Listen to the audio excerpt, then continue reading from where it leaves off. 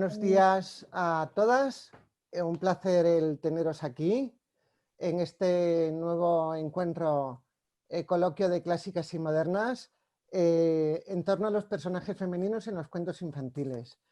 Esta actividad de clásicas y modernas ha cogido como excusa el maratón de cuentos de la ciudad de Guadalajara, un maratón de cuentos que ha estado a punto de vivir un confinamiento y lo hemos rescatado in extremis.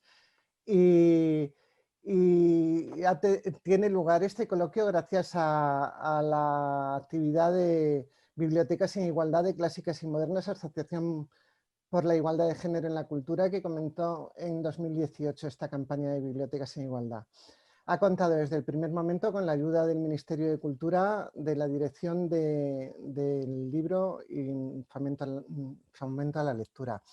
Quiero deciros que esta actividad va a ser grabada y también que por favor tengáis los micrófonos en silencio para que no nos distraigamos con los ruidos que se generan con los ruidos ambiente, ¿de acuerdo? Si en algún momento veo algún micrófono abierto, pues me reservo el derecho de parar la conversación y pediros por favor que se cierre el micrófono porque a veces nos desconcentra y nos distorsiona mucho.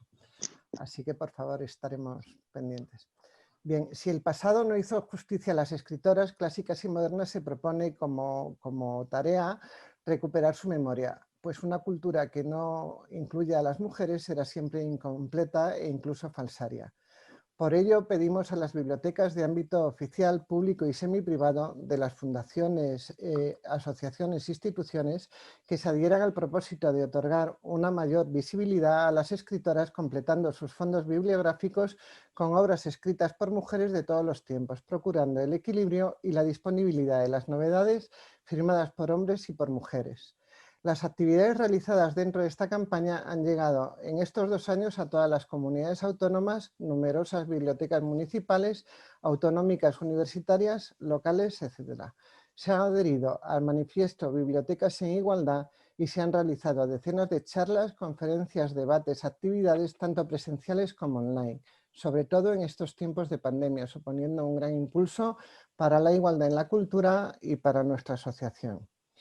Esta actividad coloquio va a tener lugar con Blanca Alonso Cortés y con José Manuel Prada Samper, que se han ofrecido súper amables para estar esta mañana de domingo con nosotras. En el caso de Blanca, además, la hemos extraído del maratón de cuentacuentos que está teniendo lugar en estos instantes en el Palacio del Infantado y se lo agradezco muchísimo. Blanca es una de las mujeres de los libros que yo más admiro desde hace un montón de años y Blanca, lo que te agradezco que estés hoy con nosotras, bueno, no tengo palabras. Blanca es licenciada en Filología Románica por la Universidad de Valladolid. En agosto de 1972 ingresó en el Cuerpo Facultativo de Bibliotecarias del Estado. Ha trabajado en la Biblioteca Universitaria de Santiago de Compostela, en la Biblioteca Nacional de Madrid y en el terreno de la lectura pública en las bibliotecas públicas del Estado en Mahón, del 77 al año 81 y en Guadalajara. De esta última ha sido directora desde el año 81 hasta su jubilación en el año 2013. A lo largo de su permanencia en Guadalajara ha tenido varias dedicaciones políticas. Del 87 al 99 fue concejala del Ayuntamiento de Guadalajara por Izquierda Unida, ejerciendo como alcaldesa de dicha ciudad durante un año, un mes y un día, del 91 al 92. En el año 2006-2007 formó parte del Gobierno de Castilla-La Mancha como consejera de Cultura. Organizadora del Maratón de los Cuentos de Guadalajara, yo diría que organizadora, fundadora, alma y locomotora, participante en múltiples cursos de animación a la lectura y literatura oral en España y en el extranjero, jurado en premios literarios, autora de artículos profesionales en publicaciones especializadas, fue comisaria de la exposición Biblioteca en Guerra, para mí una de las exposiciones de memoria histórica mejor hechas en el año 2006, cuando era directora de la Biblioteca Nacional Rosa Regás. Desde el año 2000 ha sido directora de 5 proyectos culturales europeos relacionados con la narración oral, en los que ha colaborado en varios países de la Unión Europea, en uno de ellos Sudáfrica. En agosto de 2013 se jubiló de su trabajo en la Biblioteca Pública de Guadalajara, pero ha seguido activa colaborando en múltiples iniciativas culturales al tiempo que procura disfrutar al máximo de sus 4 nietos. Ella nos cuenta que cuando se trasladó a la biblioteca del Palacio del Infantado al Palacio de Ábalos, la biblioteca se trasladó haciendo una cadena humana por la ciudadanía de Guadalajara y nos pasamos los libros de mano en mano directamente. No hizo falta provocar un traslado automovilístico, que fue ecológico y además generó ciudad. Fue algo que fue como un milagro impresionante. Bien, bienvenida Blanca y una vez más, muchas gracias. José Manuel Prada Samper, nuestro otro orador hoy, es licenciado en Filología Inglesa por la Universidad de Barcelona, doctor en Literatura Comparada por la Universidad de Alcalá de Henares, con la tesis Mitos y creencias de los bosquimanos, ex-am, relatos orales acerca del león, y tiene un máster en Arte y Literatura Inglesa Comparada por la Universidad de Columbia, Nueva York, Estados Unidos. Es traductor literario freelance desde el 87, traductor jurado, escritor e investigador independiente. Traductor freelance para UNICEF del 2001 al 2007, investigador becario postdoctoral en el Center Curating the Archive, Universidad de Ciudad del Cabo, 2010-2012. Investigador becario postdoctoral en la Universidad de, no sé si lo diré bien, KwaZulu, Natal, de 2012-2013, investigador asociado del Departamento de Arqueología de la Universidad de Ciudad del Cabo desde 2014. Tiene muchísimas publicaciones, entre otras en Siruela, cuentos populares irlandeses, cuentos de las tierras altas escocesas y cuentos populares de África. Son 3 libros diferentes, los 3 en Siruela. Luego, en la editorial Juventud, mitos, cuentos y leyendas de los 5 continentes, Las 1000 caras del diablo, cuentos, leyendas y tradiciones. En la editorial Lengua de Trapo, La niña que creó las estrellas, relatos orales de los bosquimanos. Y esta edición la tiene en 2001 y luego revisada y ampliada en 2011. El pájaro que canta el bien y el mal, la vida y los cuentos tradicionales de Azcaria Prieto. En Madrid, esto en Lengua de Trapo, en el año 83, Cuentos del Pacífico, Isla Salomón, Palaos, Timor Oriental, y numerosos artículos y en publicaciones periódicas. Luego, es de las pocas personas que sabe hablar, lo diré bien, ya lo tenía, dímelo, José El Manuel. ham, la lengua bosquimana, dices, el La ham. lengua bosquimana, el Bueno, eso ham. es una exageración periodística porque has oído Sí, la sí. entrevista que ella intenté disuadir al periodista de que realmente era así. Yo no, sí que estoy familiarizado con la forma escrita porque la lengua ya no se habla, pero no puedo hablarlo realmente. No. Lo que pasa es quizá pues haya un puñado de gente en el mundo que tenemos cierta familiaridad con la lengua y yo soy uno de ellos, pero no a nivel hablado, me temo. Bueno, gran folclorista, cuentista, gran narrador. Como narrador eres excepcional y es una de las razones de que estés aquí para hablarnos de los personajes femeninos en los cuentos infantiles. Entonces, para arrancar, la primera pregunta que quisiera hacerlos es si consideráis que los cuentos infantiles generan imaginario, hasta qué punto lo generan, si consideráis que los cuentos educan o, mejor todavía, si los cuentos coeducan. Blanca, ¿Sí? por favor, sí. Bueno, sí, yo creo que los cuentos, y eso lo puede certificar José Manuel, porque se ve muy claro en las sociedades que son sobre todo orales, que todavía son fundamentalmente orales, sirven para transmitir valores, para educar, para enseñar. Son muy didácticos.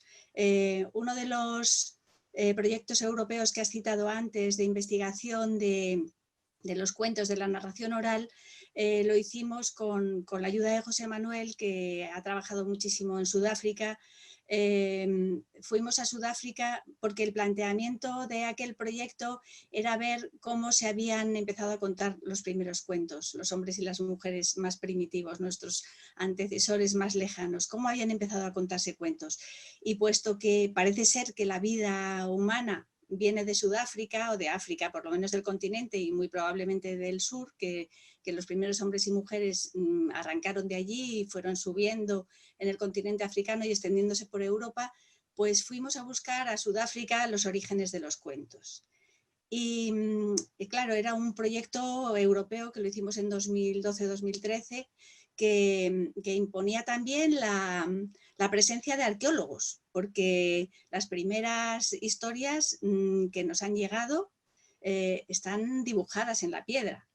Las palabras las ha llevado el viento, las palabras que fueran junto con esos dibujos, pero los dibujos han permanecido. Y estuvimos allí en Sudáfrica viendo las pinturas arqueológicas y luego también en Atapuerca, fue un proyecto precioso, viendo y tratando de imaginar cómo se habrían podido contar aquellas personas que pintaron aquellos dibujos, cómo se habrían podido contar las historias, porque seguro que las historias estaban basadas y tenían los mismos temas que los dibujos. Así que sí, yo creo que la narración oral tiene una voluntad educativa muy grande, la narración en general. Educan y crean imaginario, yo creo. Y yo creo que igual que se dice que la historia la escriben los vencedores, y todas las versiones y las películas y las novelas de las guerras grandes y tal, y las crónicas que nos llegan es desde el punto de vista mayoritariamente de los vencedores, también la literatura, pienso yo, que refleja los valores dominantes de la sociedad, fundamentalmente, aunque también hay minorías que son capaces de escribir sus relatos, ¿no? Pero en general creo que la literatura refleja los valores dominantes, la visión de los que detentan el poder, que tienen más acceso a todas las cosas. Y entonces es una visión masculina, porque entrando ya en nuestro tema, ¿no? Es una visión masculina porque la sociedad todavía dista mucho de ser igualitaria. Y pienso que los cuentos sirven también para eso, han servido hasta ahora para eso. Yo recuerdo en unos encuentros que hacíamos aquí en Guadalajara hace muchos años de animación de la lectura infantil y juvenil, en el año 87 vino Nela Bosnia, que no sé si la conoceréis, pero seguramente conocéis algunos de los cuentos que publicó.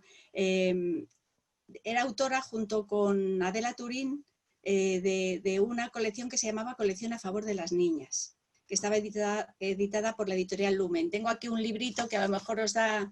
Como soy bibliotecaria tengo que hacer la animación a la lectura, además de a contar. Bueno, Rosa Caramelo es uno de los títulos de esa colección a favor de las niñas y son relatos de tipo tradicional en el que son animales, no son personas, pero animales muy humanizados y son las mujeres las que resuelven los problemas o las hembras de esos animales, ¿no? En esos cuentos.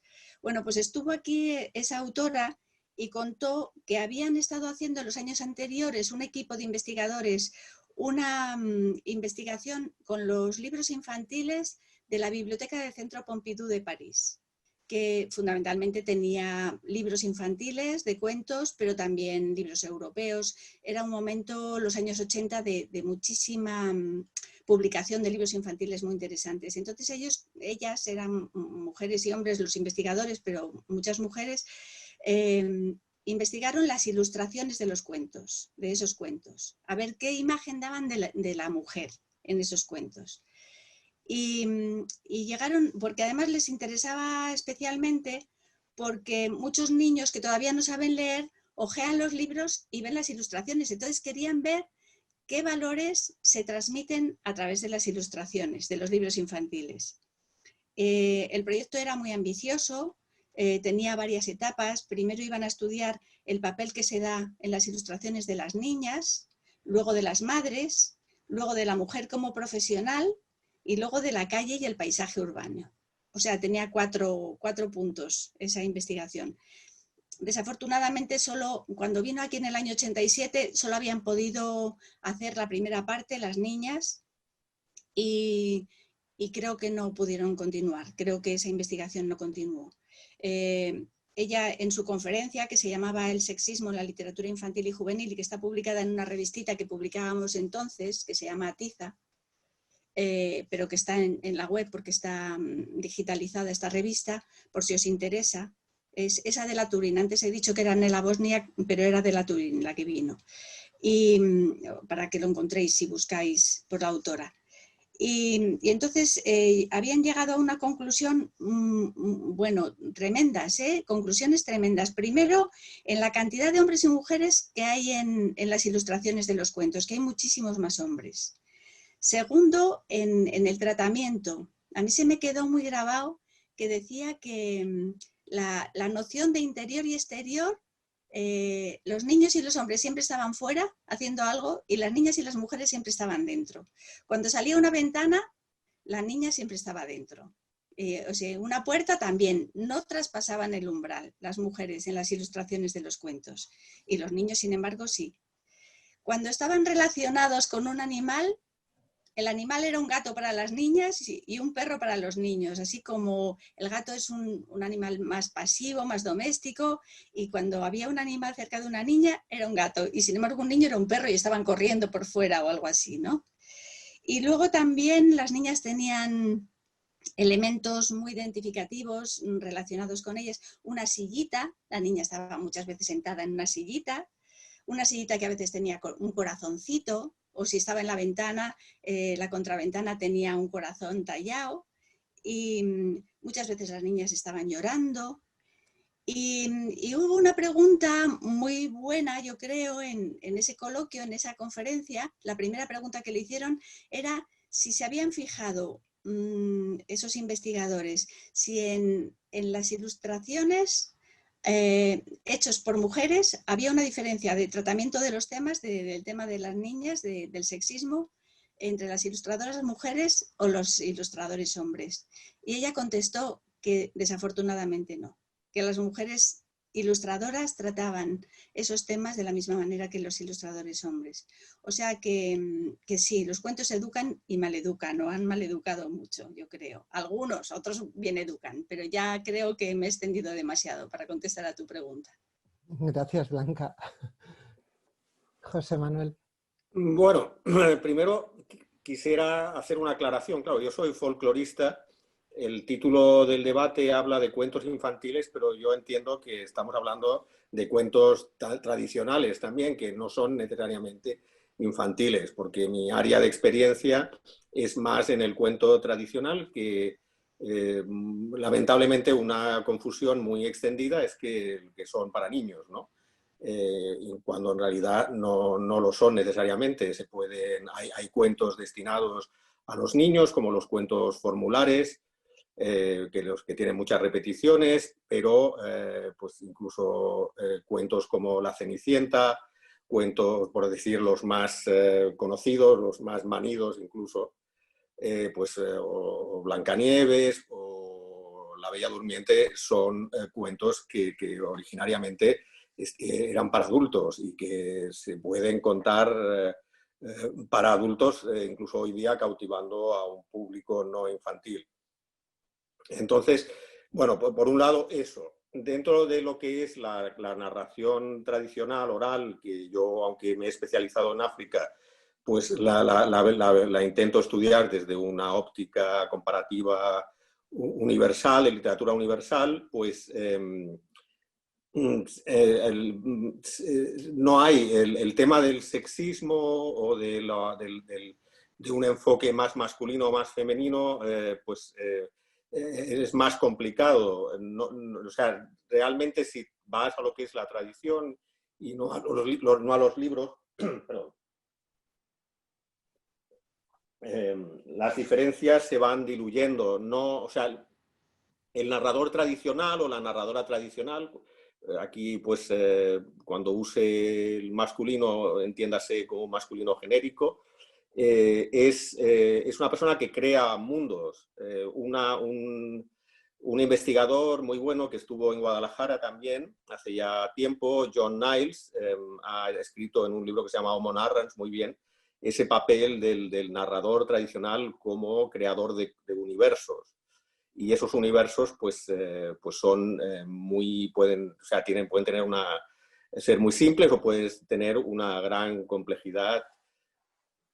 Y Y en ese sentido, bueno, pues eso, o sea, ¿y por qué hemos narrado? ¿Por qué los seres humanos narramos? ¿Por qué no hay ninguna comunidad que no, en el mundo, ninguna cultura, ningún pueblo que no tenga su tradición oral? Bueno, pues porque realmente sí, o sea, es la forma de aprender los seres humanos durante la mayor parte de nuestra historia como especie, ¿no? Digamos, los seres humanos anatómicamente modernos, que son unos, yo creo, las 100.000 años, 150.000 años, pues ha sido a través de la palabra y a través de la narración. Nuestro cerebro está adaptado para aprender de forma narrativa y está adaptado para aprender de forma inductiva. O sea, aprendemos viendo hacer las cosas mejor. O sea, esa ha sido tradicionalmente la forma de aprendizaje.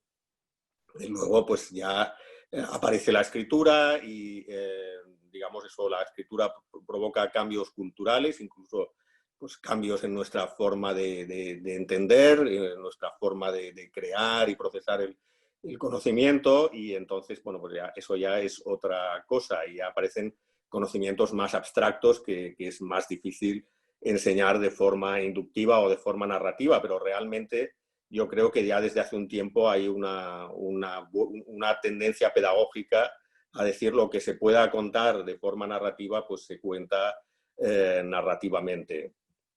Yo tengo una óptica más universalista, más comparativa, pero sí que es cierto que estoy especializado en los bosquimanos del sur de África y en sus descendientes. Sobre todo he trabajado mucho a sus descendientes en el Karoo, y luego en la zona donde se hizo uno de los talleres del proyecto que habló Blanca, de Cueva en Cueva, en 2013, que también, aunque en ese momento no lo sabía, pero bueno, 2 años después hice trabajo de campo intensivo en esa zona. Entrevisté incluso a gente de la que nos estuvo, por así decirlo, sirviendo cuando estábamos aquí haciendo aquel taller en las montañas del Cederberg, y también allí tienen una tradición muy rica que se creía extinguida, porque la idea era que esas personas que habían sido reducidas en el siglo XVIII a una condición servil habían quedado completamente aculturadas, cuando la realidad es que mantienen muchos aspectos de su cultura. Y eso yo ya lo había descubierto, digamos, o lo había constatado en el Karoo unos años antes, y luego resultó ser cierto también de esas montañas. Entonces, allí hay, en mi experiencia como investigador, pues yo, o sea, sí debo decir que los mejores narradores suelen ser mujeres, tanto en la zona más al norte, como en la zona que es más desértica, como en la zona más al sur del Cederberg, que es la zona donde hicimos el taller.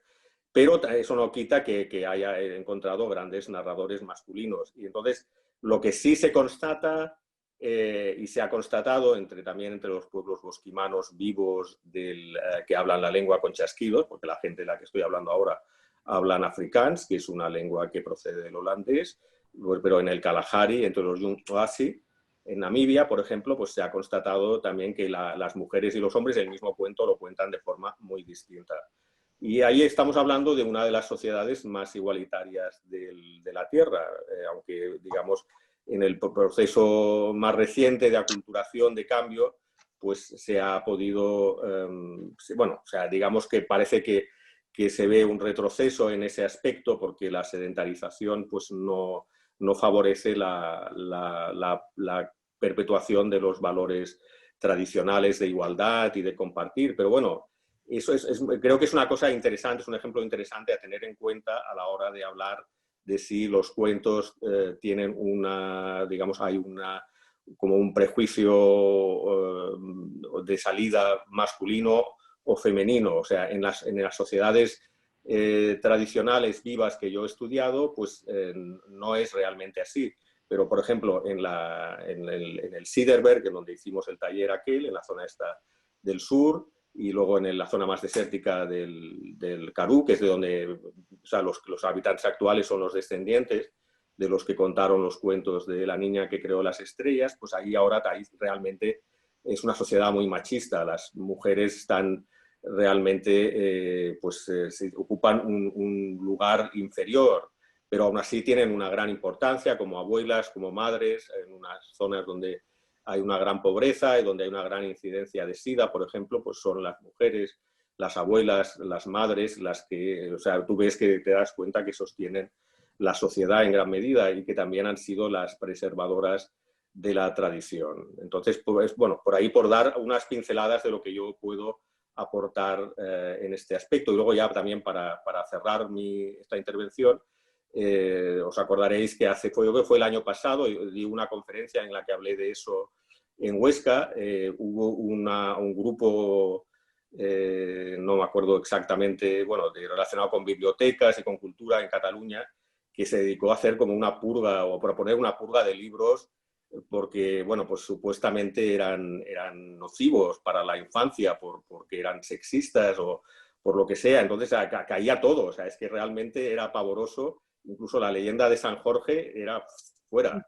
No sé, a mí eso, bueno, en aquella conferencia pues lo critiqué porque me pareció que realmente no es un retroceso, no podemos abordar estas cuestiones, pero no desde una óptica de censura y de exclusión de cuentos, de temas, porque además eso no hace justicia a la complejidad, a la diversidad de la tradición oral, en la cual un cuento circula en múltiples variantes, contado por distintas personas, unas mejores, otras peores, unas son mujeres, otras son hombres, unas son ancianas, otras son más jóvenes, ¿no? En fin, el tema da para mucho. Gracias, José Manuel. Desde luego, nada más lejos del pensamiento de las componentes de clásicas y modernas que censurar ningún tipo de cultura. Lo que sí que tenemos es una valoración crítica sobre ella y queremos traer la reflexión de la ausencia de mujeres y de cómo se han objetualizado sus cuerpos y ponerla sobre el pensamiento social, pero en ningún momento eliminar de un plumazo todo el pensamiento que ha habido hasta ahora. O sea que lo único que traemos es un pensamiento crítico. Para nada la eliminación. No está en nuestro horizonte en ningún momento. Y creo que hablo en nombre de todas. Cuando no está en el horizonte, pero sin embargo hay sectores de la crítica pero no dentro de clásicas y modernas. No, eso te lo puedo... Eso estoy seguro. Casi te lo puedo garantizar. Bien, quiero contestar a alguien que ha puesto en el chat, preguntaba por el enlace al artículo de la revista Tiza. Entonces Blanca ha contestado que en el número 21-22 de Atiza, en la página 10, es donde está el artículo de Adela Turín del sexismo en la literatura infantil, para quien quiera saberlo, ¿de acuerdo?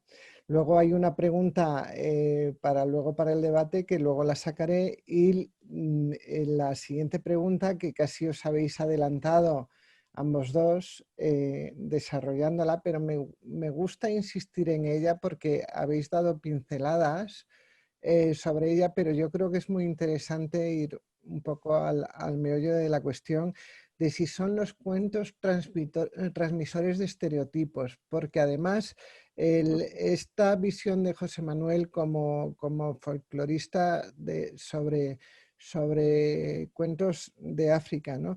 Se reflejan estos estereotipos en los personajes femeninos con la misma fuerza que en los masculinos. O sea, es obvio que los estereotipos están presentes en los cuentos y que probablemente los cuentos sean uno de los grandes transmisores de estereotipos, ¿no? Las princesas son más rubias, más delgadas, más guapas y más bobitas que los príncipes, que son más cachas, más fuertes, más valientes y más todo. Y eso es algo que se aprende a través del juego y de pequeños. Yo creo que sí, que los cuentos, las narraciones son como el retrato de la sociedad que les rodea. O sea que en el fondo pues, la sociedad tiene estereotipos. Dame un segundo, Blanca, porque la última pregunta tiene que ver con esto. Os la hago, desarrolláis y luego si queréis ya en el debate. Porque tenía una última pregunta que José Manuel la ha tocado y es de Europa, África, de América Latina, Asia. Por el maratón han pasado cientos de contadores de todo el mundo. Dada la gran vocación internacionalista del maratón, los distintos proyectos culturales a nivel europeo en los que ha participado el maratón y la cantidad tan diversa de contadores de cuentos, así como la sabiduría en folclore africano de José Manuel, se percibe esta diferencia de estereotipos en las distintas culturas a la hora de la narración oral y de los cuentos. Y ya con esto os doy cancha libre a los dos, Vale. ¿de acuerdo? Esa última parte se la dejo casi más a José Manuel, que tiene una visión más internacional que la mía, pero bueno, aunque es verdad, han pasado muchos contadores por el Maratón de Guadalajara, que este año es el 29, su 29ª edición, o sea que hemos escuchado muchas narraciones de muchas partes del mundo, pero él trabaja en ello y sabe mucho más que yo. Pero volviendo un poco a lo que decía, yo creo que sí que los estereotipos están en los cuentos, pero no todos son negativos. Y a lo mejor en la narración oral, incluso la literatura yo creo que siempre da un pasito por delante. No solo es un retrato de lo que ocurre alrededor, sino que también tiene una función transformadora y una vocación transformadora y va abriendo caminos, ¿no? Y yo creo que, y también incluso la literatura oral. Hay una serie de artículos también en la revista de AEDA, que es la Asociación de Narradores Profesionales Españoles, que está toda en línea, toda esa revista, AEDA se llama. Y hay muchas narradoras, yo no sé si ya tienen ellos hecho la estadística, pero por mi experiencia hay muchas más mujeres que cuentan cuentos que hombres en este momento, profesionalmente, ¿eh? Luego también las informantes de los grandes recopiladores de cuentos, y de eso también sabe muchísimo José Manuel, muchas veces son mujeres. Los hermanos Grimm fundamentalmente tenían mujeres como informantes, y recuerdo que vino un periodista, un investigador tunecino hace 2 o 3 maratones, Abdelkefi se llamaba, que había hecho una recopilación de cuentos de Túnez y eran los cuentos que contaba en Túnez una mujer. O sea que muchas veces los informadores de los folcloristas y los cuentos que han llegado a los libros, a las recopilaciones escritas, han sido transmitidos por mujeres, porque las mujeres cuentan mucho. A veces en el interior, en el Magreb, cuentan sobre todo en reuniones privadas entre ellas, y los narradores que cuentan fuera en la plaza Yemagna de Marruecos pues son más bien los hombres, pero las mujeres cuentan mucho y cuentan dentro, y son las que van transmitiendo el tesoro de una generación a otra, fundamentalmente son las mujeres. Y entonces ahí también en la narración oral, dando ese pasito más que da la literatura, un poco transgresor, ¿no? Pues creo que hay personajes muy fuertes en la literatura escrita y en la literatura oral. Y bueno, tenemos a Sherezade. Sherezade es una representación de la inteligencia, el saber encontrar la forma de sobrevivir, del encantamiento a través de las palabras. Es un personaje con mucha potencia y muy positivo, pero no es la única. Hay un artículo que se llama Cuentos de mujeres fuertes para celebrar el Día de la Narración Oral de 2016 en esa revista AEDA, y muchas narradoras españolas de las que ahora trabajan contando cuentos escogen un personaje y lo desarrollan, personajes fuertes, y hablan de la Bella y la Bestia.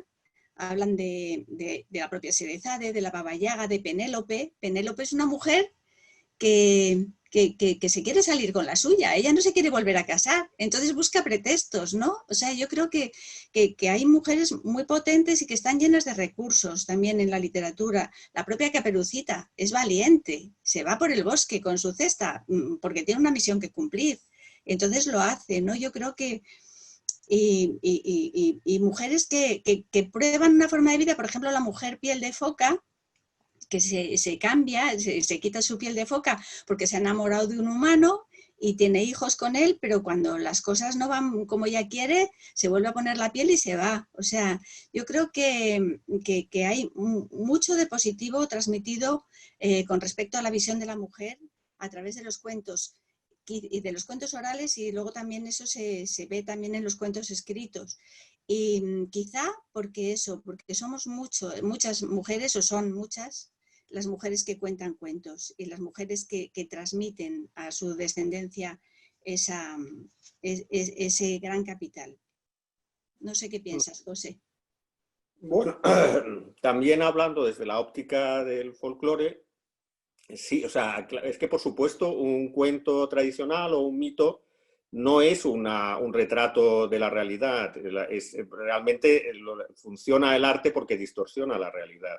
Entonces de ahí pues funciona con arquetipos y estereotipos, porque para que las cosas nos queden y nos entren, para que sean memorables, pues tenemos que modificarlas y tenemos que, bueno, por eso hacer pues, sí, o sea, convertirlas en un estereotipo, porque si no nos pasarían desapercibidas. Eso en arte, en estética, yo creo que es algo que está perfectamente asumido, esos personajes grotescos de determinadas pinturas o de determinadas obras literarias, ¿no? Los personajes de la Celestina, por ejemplo, en España son memorables precisamente por lo exagerados. El arte exagera y eso pues, puede conducir, digamos, a lo que llamaríamos estereotipo. Pero la cuestión, el problema en sí no está en los estereotipos, sino en quizá cómo se los maneja. Y los narradores los manejan de distintas formas. Cada narrador es un mundo. Y bueno, yo creo que incluso dentro de un mismo género, o sea, las mujeres pueden usar estereotipos de una determinada forma, o sea, con una gran diversidad de enfoques, porque es así, porque cada uno, cuando se cuenta un cuento, se cuenta desde la óptica personal. O sea, el cuento nunca funciona en el vacío. O sea, un cuento tradicional, incluso cuando se le cuenta a un folclorista, se escoge ese cuento por algo, y el entorno y el contexto de lo que está pasando en ese momento y quién es el público y qué es lo que se pretende influyen en cómo se cuenta. Entonces se puede cargar más las tintas en una cosa o en otra. Por eso quiero decir que en la tradición oral no hay, a veces te encuentras en culturas muy diversas, pues cosas que se hacen a personajes femeninos que son perfectamente atroces, pero eso no significa que necesariamente esa tradición o incluso ese cuento pues sea antifeminista o antimujeres o lo que sea, ¿no? Siempre hay que ver las cosas con detenimiento, no hay que precipitarse en los juicios. En mi área de conocimiento, que son estas tradiciones del sur de África, por ejemplo, allí es un rasgo muy notable que en distintas tradiciones, en distintos grupos lingüísticos, pues hay un ciclo de narraciones en torno a se le llama la muchacha espabilada o la muchacha lista.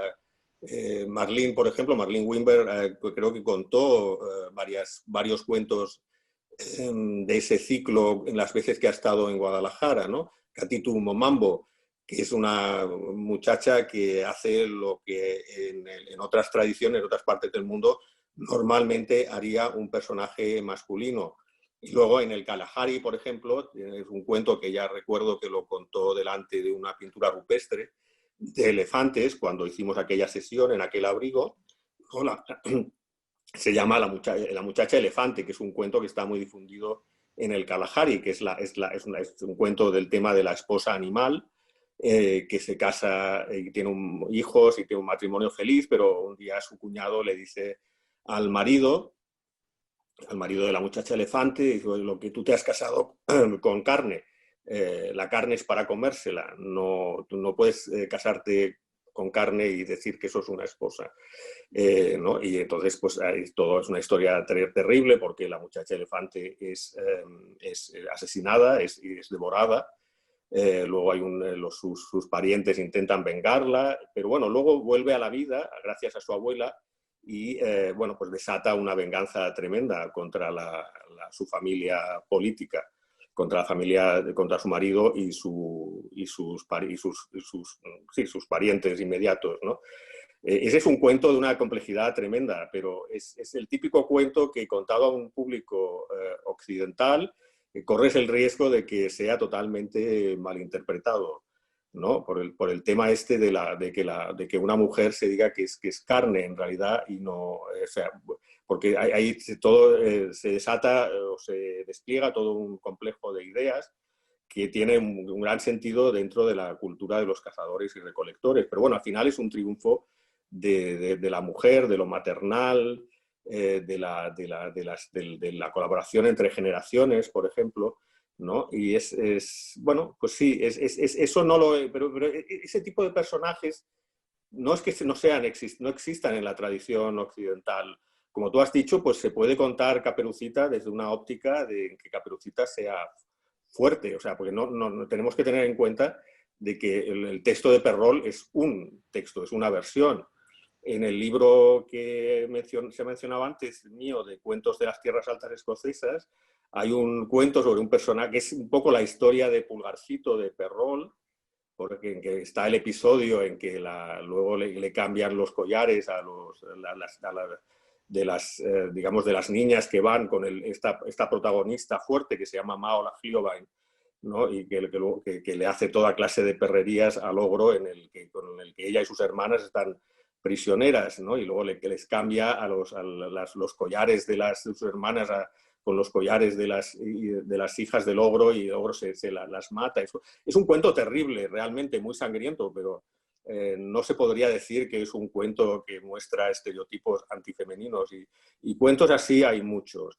Luego también decir, porque, o sea, es verdad que muchas veces muchos de los informantes, también lo es en mi caso, de los folcloristas son mujeres, y mujeres de cierta edad, suelen ser mujeres ya, digamos, posmenopáusicas, porque esa es la persona que encuentras en casa. Cuando vas a una sociedad rural, pues suele ser la persona que está en casa, ¿no? Y muchas veces es una persona que es viuda porque el marido ha muerto antes, porque las mujeres tienden a ser más longevas. Entonces esa es la persona que tú encuentras en casa y que está dispuesta a contarte cosas. A un folclorista varón, una mujer más joven, pues o no la va a encontrar en casa porque estará trabajando, o pues no sé, no le van a dar tantas facilidades para que cuente. Entonces eso yo creo que históricamente ha influido en que buena parte de los materiales que se han recogido en todo el mundo pues correspondan a un determinado perfil de mujer, pero es cierto que son mujeres. Y la tradición, ya digo, del cuento, el texto del cuento no es fijo, o sea, cada narrador lo recrea en parte a una serie de motivos, de elementos y de imágenes. Se recrea además en función de lo que está pasando y cuál sea la necesidad en ese momento, y por tanto, pues sí, no hay... el cuento de por sí no es feminista o antifeminista, sino que cada narrador lo usa a su manera, y se puede, los cuentos aparentemente por su argumento más antifeministas se pueden convertir en algo que da poder a la persona que lo narra, a la narradora. Gracias, José Manuel. Como en todas las artes, habría que analizar lo que es la mujer como objeto y la mujer como sujeto, ¿no? Al final están estas dos versiones, cuando es la mujer quien interpreta y cuando es la mujer cuando es interpretada, ¿no? Están estas, es la mujer dentro del cuento y la mujer que cuenta el cuento, ¿no? Están estas dos versiones. No sé si quieres contestarle a José Manuel, Blanca. El chat está on fire absolutamente, pero yo creo que tienes que decirle cosas a José Manuel, ¿no, Blanca? Bueno, yo más que contestarle a él, querría intentar transmitir mi postura personal ante Adelante. la carga educativa o la carga ideológica que pueden tener los cuentos, ¿no? Ayer se contaron algunos cuentos en el Maratón de los Cuentos.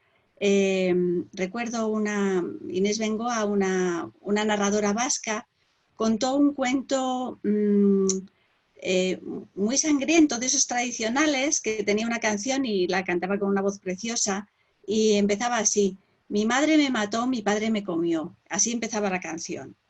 Entonces ella decía que a ella se lo habían contado de niña ese cuento, y que ahora no lo puede contar en momentos infantiles, en sesiones infantiles, porque está muy mal visto contar ese tipo de cuentos en una sesión infantil, y que ella lo cuenta en sesiones de adultos para que los adultos lo tomen como propio y se lo cuenten a sus hijos, porque ella no se atreve como profesional a contárselo directamente a los niños. Yo inmediatamente llamé a mi hijo y dije, por favor, tienes que ver ese cuento y contárselo a tus hijos, porque estaba seguro de que le iba a gustar y que lo iba a hacer. Y me dijo, muchas gracias, madre, muchas gracias, lo voy a buscar y lo voy a contar.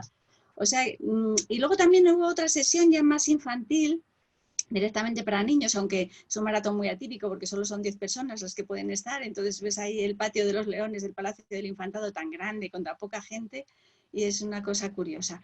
Pero había una sesión infantil y una narradora contó cuentos de ogros. Y una madre al salir me decía, esta noche vamos a tener que procesar esto. Y entonces yo creo que nos estamos pasando un poco, es mi postura personal, ¿eh? Yo creo que no me gustan los libros concebidos directamente para adoctrinar. Por ejemplo, era una sátira, ¿no? Los cuentos políticamente correctos. Es el libro que hubo dos títulos, la versión primera y la versión segunda, de cuentos tradicionales en los que se cambia todo lo que puede ser un poco rasposo para hacerlo más tragable, ¿no? Y entonces se llega a absurdos. A mí no me gustan, como bibliotecaria, como persona, como abuela, como madre, no me gustan ese tipo de enseñanzas tan burdas, porque me parece demasiado eso, burdo, me parece que corta mucho los matices culturales. Sí me gusta que la literatura se abra a nuevos valores. Por ejemplo, la colección A favor de las niñas me entusiasmaba. Y hay también un cuento también editado que no es casual que la colección A favor de las niñas en España la editaba Lumen, que estaba dirigida por Esther Tusquets, una escritora, editora, una mujer muy feminista, con unos valores muy claros con respecto a la importancia de la mujer en todos los ámbitos. Y también editaba bueno, tengo aquí dos libritos, uno que me entusiasma, que es un cuento con una tipología tradicional, pero que es la princesa que siempre se escapaba. Y los dibujos y la historia es como muy tradicional, es la séptima hija de un rey que todas sus hermanas cosen y bordan, y sin embargo a ella le gusta ir a mancharse al campo y a meterse en los charcos y todas esas cosas, ¿no? Y me gusta mucho ese cuento porque educa en unos valores distintos, pero sin ser políticamente correcto, digamos, sin buscar la corrección política directamente, como los cuentos esos políticamente correctos. Me gusta que la literatura abra a nuevos valores. Y también me gusta que se cuenten los cuentos de siempre, los cuentos tradicionales, como nos han llegado, y que se contextualicen. O sea, que el padre o la madre, quien está contando el cuento al niño, le diga, esto nos ha llegado así porque la sociedad de entonces era así, pero ahora no debería ser así. O sea, creo que se debe partir de las fórmulas tradicionales y no desecharlas y seguir contando cuentos de ogros, pero contextualizando y explicando al niño o a la niña por qué nos ha llegado ese cuento y estableciendo un diálogo, un diálogo educativo. O sea, yo creo que hay que educar, y los cuentos, empezando un poco por lo que preguntabas al principio y que yo te contestaba que sí, que educan, los cuentos educan, claro, y pueden educar de muchas formas, y a mí la mejor forma es esa. O sea, yo veo cuando mi hija ha contado cuentos a sus hijos, pues era como un comentario de texto, porque les iba diciendo por qué y tal. Y ahora son ellos los que cuando cuentas algo que no está bien te dicen, oye, pero eso es machista, y lo dicen ellos. Y creo que esa es la función. Creo que no se deben desaprovechar los cuentos tradicionales que están cargados de una sabiduría muy ancestral, aunque muchas veces tienen valores que no compartimos porque hemos cambiado. Y entonces eso hay que hacérselo ver a las generaciones nuevas. Bueno, eso es lo que, como contestación a José o como expresión de mi opinión personal frente al valor educativo de los cuentos, tanto escritos como orales. Gracias, Blanca. Dime, José Manuel. No, sí, es verdad. Al hilo de lo que decía antes, bueno, lo que dice Blanca y lo que mencionaba ahora, el caso ese, que yo no sé fuera de Cataluña la repercusión que tuvo el tema ese de Sí, sí la tuvo, purga sí. de bibliotecas, Sí. que era una cosa que realmente era espeluznante. Yo lo veo como espeluznante, vamos, al menos esa es mi opinión, ¿no? Pero que, o sea, y el problema es que, o sea, los cuentos, como decíamos antes, y en eso estamos de acuerdo, enculturan, ¿no? O sea, sirven para ir formando a la persona y preparándola para su vida en sociedad.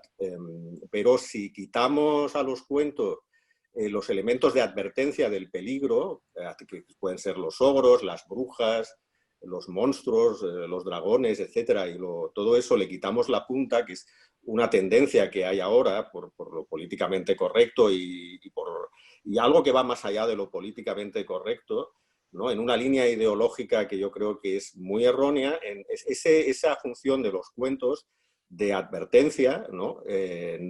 Pues desaparece. Y yo creo que eso expone a los niños al peligro. Yo creo que el mensaje fundamental que uno quiere transmitirle a un niño para que, o sea, realmente no se vaya con cualquiera, tenga cuidado de los desconocidos, es algo que está en muchos cuentos y que se pierde si no, o sea, si ese mensaje no se transmite de alguna manera, y una de las formas más eficaces es a través de los cuentos, los niños yo creo que quedan vulnerables y expuestos a cualquiera que quiera, por así decirlo, seducirlos desde el punto de vista, digamos, nefasto. Bien, Eso creo que... perdóname, José Manuel, nos quedan 10 minutos. Hay un montón de preguntas en el chat. Me gustaría darle a Josune Muñoz de Escolástica, una socia de clásicas que tiene una intervención muy brillante. Luego voy a leer así las preguntas que han surgido. Dice, voy a leer las preguntas, voy a darle paso a Josune. Luego me gustaría que contestarais las preguntas y que contarais, por favor, cada uno un cuento de 1 minuto, porque esto hoy va de cuentos, ¿de acuerdo? Pregunta, ¿cómo ha sido la evolución de las ilustraciones de los cuentos en los últimos años? Pienso, por ejemplo, en los cuentos que tienen como personaje ateo. Otra pregunta, cuando se habla de estereotipos en los cuentos, ¿se puede diferenciar la literatura oral recopilada y puesta por escrito de las fuentes orales de informantes? Otra pregunta, ¿existe en el Observatorio de Igualdad de la Infancia algún departamento que examine el contenido de los cuentos infantiles que se publican? Eso ya contesto yo que no, que lo único que existe es el defensor del menor, lamentablemente. Luego dice, ¿qué cuentos actuales recomendáis en los que haya inversión de estereotipos? La editorial Hotel Papel se me ocurre, y luego Susaeta, Blanca ha contestado, Susaeta tuvo hace unos años, hace unos 10 años, 15 años, una colección bastante interesante. Luego la intervención de Josune ha sido bastante larga, la podéis leer en el chat, ahora la voy a dar paso. Luego, ¿qué cuentos actuales recomendáis? Este ya os lo he leído. Y Filiberto dice, estamos dando por sentado que quien escucha un cuento se identifica necesariamente con el personaje protagonista. ¿Podría identificarse alguien que escucha a Caperucita con la madre o con la abuela o con el lobo o con el cazador? Yo creo que sí, dependiendo del momento vital en que se encuentre, con toda la observación del cuento que se localice en el personaje protagonista, creo que es una mirada muy reduccionista dada la capacidad simbólica del cuento. Y contesta Luisa, yo creo que no, una criatura se debe identificar seguro con Caperucita. Luego yo también añadiría a título personal que un relato que ha incorporado el feminismo precisamente es que el monstruo, que antes siempre se supone que estaba fuera, pues a veces el monstruo está dentro. Entonces una mirada que incorpora el feminismo que antes no estaba es que se puede replicar al monstruo y se puede denunciar el monstruo. Antes el monstruo decía no lo denuncies, cállate. Y una cosa que ha dicho el feminismo es que puedes denunciar al monstruo y puedes decir lo que era un secreto y no podías contarlo, ahora lo tienes que contar y lo tienes que decir.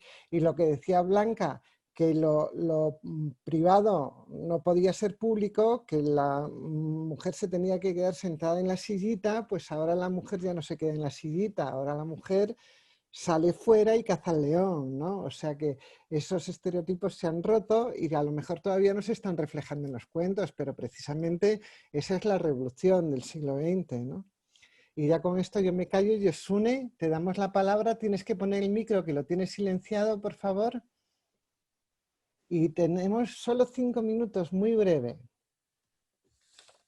Bueno, enhorabuena por el encuentro, es fantástico y abre tantas líneas de reflexión, así que, a ver, en el espacio para la investigación de la literatura de las mujeres, que es escolástica, siempre que abordamos una cultura empezamos por la literatura oral y de ahí poder conocer una mirada que recorra pues todas las culturas que hemos analizado es lo que nos ha permitido tener esa reflexión, ¿no?, que quería compartir. Por un lado, que los cuentos que nos han llegado son todos magníficos porque han pasado la criba de calidad de siglos y siglos y siglos y que no nos han llegado todos. Que cuando a finales del 19 o principios del 20 se hacen las grandes recopilaciones, teniendo en cuenta que los recopiladores eran mayoritariamente hombres, ha habido una criba que ha dejado un montón de cuentos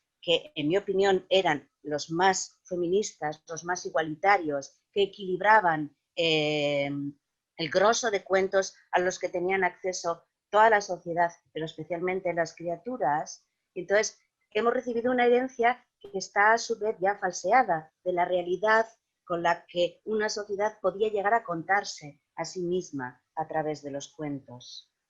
Y a mí me gustaría subrayar que hay unos materiales magníficos que quiero recomendar a todo el mundo porque no son lo suficientemente conocidos. En la editorial Miraguano hay un libro que se llama Los cuentos de la diosa madre, que son de las culturas minoritarias de la China, las etnias de ese gran país, que al no haber sido investigados pues porque la cultura Han ha tenido un desprecio importante hacia esas culturas, se han mantenido con una pureza como no se había encontrado en muchísimas décadas. Entonces, los cuentos de la diosa madre, que hablan del paso del matriarcado al patriarcado, son un tesoro humano y ha sido un milagro que se hayan mantenido para que puedan estar recopilados. Gracias, Yosune. Lamentablemente no tenemos más tiempo. Blanca, José Manuel, ¿nos contáis un cuento de 1 minuto? 1 minuto es muy difícil, pero bueno, pues resumo La princesa que siempre se escapaba, que es de la editorial Lumen, que dirigía Esther Tusquets. Entonces lo dirigía con un criterio muy de género. Y la princesa que siempre se escapaba, siempre estaba haciendo las cosas que no debía hacer, se manchaba muchísimo mientras sus hermanas cosían, mientras sus hermanas bordaban, mientras sus hermanas tocaban el clavicordio, mientras sus hermanas cantaban, ella se escapaba y eso le ponía muy furioso a su padre. Entonces llegó un momento en que la encerró en una torre con muchas llaves y la princesa que siempre se escapaba se escapó. Entonces el rey decidió que la iba a poner en una bola muy grande, que la iba a meter dentro y que la iba a llevar al mar y que la iba a soltar, la bola, para que se hundiera en la superficie profunda del mar. Y lo hizo. Y la princesa se fue allí. Y la princesa no sabía que eso era un escarmiento que le quería dar su padre, pero en realidad ella lo vivió como una agresión, como lo que era, meterte en una bola, llevarte en medio del mar, soltarte, y ella a todo esto metida dentro de la bola tampoco sabía muy bien lo que estaba pasando. Y al día siguiente el padre mandó a sus soldados para que sacaran la bola y a ver si la princesa había aprendido la lección y ya no se volvía a escapar. Pero mientras había venido un pescador y en sus redes había sacado la bola y la había cargado en su carro y se lo llevaba a su casa porque era una bola muy bien cerrada y no se podía abrir, una bola en la que estaba dentro de la princesa. Y la princesa, que se había llevado unas tijeras, un hacha dentro de la bola, mientras iba en el carro, ella notaba que, al principio había notado que había caído en el mar, así muy despacio, en algo muy despacio, no sabía que era el mar porque estaba dentro, pero luego notó que la sacaban otra vez para arriba, entonces ella, y que la movían, estaba en un carro, y cogió los instrumentos, las tijeras y el hacha que llevaba, y al final logró hacer un boquete, y vio que la había cogido un pescador en su red. La había cogido un pescador en su red, pero ella le dio las gracias y se marchó corriendo, porque lo que más amaba era la libertad, aunque el pescador era muy guapo y le gustó mucho, y al pescador le gustó también ella, pero ella se marchó y se puso a vivir como a ella le gustaba, en los árboles, en las fuentes, en el campo, y ya no volvió al palacio con sus hermanas, que también cosían y que también cantaban, y lo pasó allí.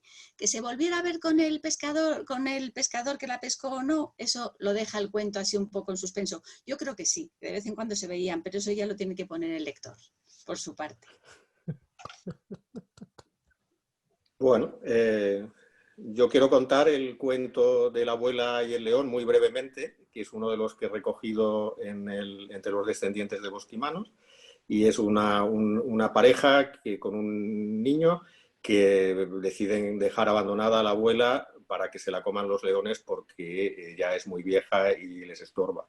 Y entonces se van sin decir cuáles son sus verdaderas intenciones, se van la madre y el padre en un carro, y dejan al hijo para que en principio cuide a la abuela, y luego cuando ya vea que el león se acerca, pues se escape corriendo.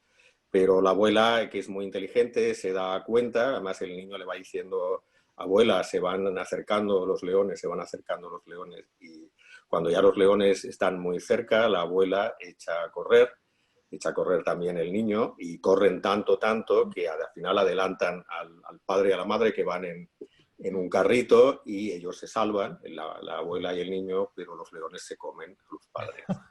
Y el bar mi cuento ha echado a volar. Es un cuento muy... Muchísimas gracias.